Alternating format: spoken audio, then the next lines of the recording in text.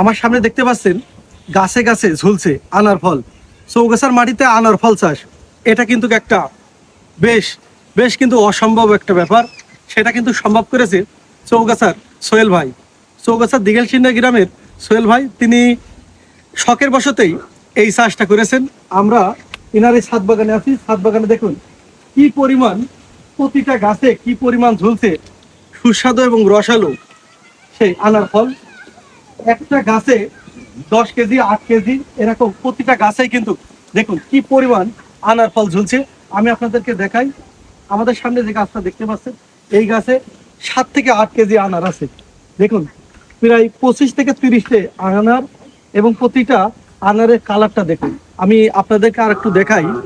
এই আনার আমরা কিন্তু গাছ থেকে একটা পেড়েছিলাম এবং সেখান থেকে আপনাদের দেখাই। আসলে সাধারণত এই আনারটা বিদেশের মাটিতে কম বেশ চাষ হলেও সেটা কিন্তু এখন শখের বশতে আমাদের চৌগাছার সোহেল ভাই তিনি তার ছাদ বাগানে এই আনারের চাষ করেছেন।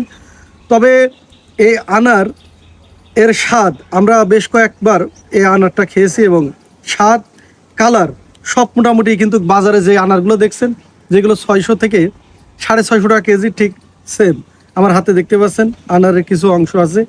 এটা কিন্তু আসলেই অনেক সুস্বাদু। এটা যদি একটু পরিচর্যা করা যায় এবং একটু যদি বাড়তি যত্ন নেওয়া যায় তাহলে কিন্তু এটা বাণিজ্যিকভাবেও চাষ করা সম্ভব।